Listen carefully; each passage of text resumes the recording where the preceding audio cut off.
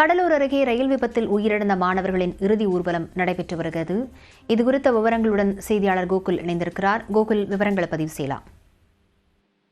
கடலூரில் ரயில் விபத்தில் பள்ளி மாணவிகள் உயிரிழந்தது தற்பொழுது அவருடைய இறுதி ஊர்வலமானது நடைபெற்று வருகிறது.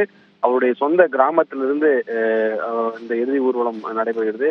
ஒரே வீட்டுல சகோதரி மற்றும் அவருடைய தம்பி இருவரும் உயிரிழந்தது அந்த கிராமத்தையே சோகத்தில் ஆழ்த்தியிருக்கிறது. உறவினர்கள் மற்றும் அனைவரும் சேர்ந்து இறுதி ஊர்வலத்தில் கிட்டத்தட்ட ஆயிரக்கணக்கானோர் கலந்து கொண்டிருக்காங்க. தற்பொழுது இருவருடைய உடலும் சாருமதி மற்றும் செலியன் இருவருடைய உடலும் தகனம் செய்யப்பட இருக்கிறது.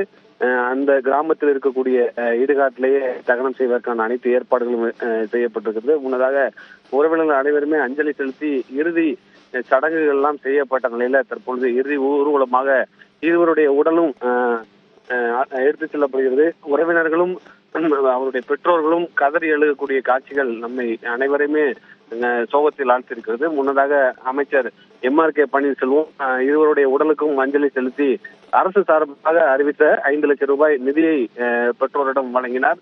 அது மட்டுமில்லாமல் அந்த மாணவியோடு படித்த அந்த பள்ளியில் இருக்கக்கூடிய மாணவியர்களும் ஆசிரியர்கள் எல்லாம் வரிசையில் நின்று அஞ்சலி செலுத்தக்கூடிய காட்சிகள் எல்லாம் அனைவருமே சோகத்தில் அனைவருமே கதறி எழுத காட்சிகளை அனைவருக்கும் சோகத்தில் இந்த கிராமத்தையே சோகத்தில் மூழ்கடித்திருக்கிறது. காலையில பள்ளிக்கு பெற்றோரிடம் மகிழ்ச்சியோடு குழந்தைகள் சென்றிருந்த போது இருவருமே இந்த விபத்தில் பள்ளிக்கு அருகாமையிலேயே குறைய ஒரு 2 கிலோமீட்டர்ல இந்த விபத்தானது நடந்திருக்கிறது.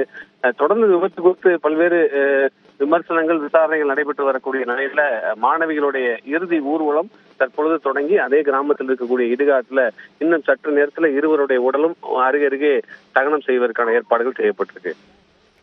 கோகுல், மருத்துவமனையில் சிகிச்சை பெற்று வரக்கூடிய மற்றொரு மாணவனுடைய உடல்நிலை எவ்வாறு இருக்கிறது? அது பற்றி தகவல் எதுவும் இருக்கிறதா? ஏற்கனவே இந்த விபத்துல 3 பேர் உயிரிழந்திருக்கக்கூடிய நிலையில ஒரு மாணவனுக்கு தொடர்ந்து சிகிச்சையானது அளிக்கப்பட்டு வருகிறது. மாணவனுடைய உடல் நலத்துல தற்பொழுது முன்னேற்றம் இருப்பதாக ஏற்கனவே அமைச்சர் MRK பன்னீர்செல்வம் தெரிவித்திருந்தார். அதே தகவலை தான் மாவட்ட ஆட்சியரும் தெரிவித்திருந்தார். தொடர்ந்து உயர்தர சிகிச்சை அளிக்க ஏற்கனவே அரசு தரப்புல அதற்கான ஏற்பாடுகளாம் செய்யப்பட்டு அந்த மாணவருக்கு சிகிச்சையானது தீவிரமாக வழங்கப்பட்டு வரக்கூடிய நிலையில அதே போல அந்த பள்ளி வாகனத்தை ஓட்டிய ஓட்டுநருக்கும் தொடர் சிகிச்சை காப்பாற்ற முயன்ற அதே அந்த சென்னாங்குப்பம் என்ற கிராமத்தைச் சேர்ந்த அண்ணாதுரை என்பவர் மின்சாரம் தாக்கி அவருக்கும் காயம் ஏற்பட்டிருக்கிறது. அவருக்கும் சிகிச்சையானது அளிக்கப்பட்டு வருகிறது. 3 பேர் தொடர் சிகிச்சையில் இருக்கக்கூடிய நிலையில 3 பேர் உயிரிழந்திருக்காங்க. தொடர்ந்து மாணவருடைய உடல் நலத்துல முன்னேற்றம் இருப்பதால் கடலூர் அரசு மருத்துவமனையிலேயே அந்த மாணவனுக்கு தொடர் சிகிச்சையும் அளிக்கப்பட்டு வருகிறது. உயிரிழந்த மற்றொரு மாணவனுடைய உடல் நாளைய தினம் ஏற்கனவே பிரேத பரிசோதனை செய்யப்பட்ட நிலையில நாளைய தினம் பெற்றோரிடம் ஒப்படைக்கப்பட்டு இறுதி சடங்குகள் நடைபெற இருக்கிறது.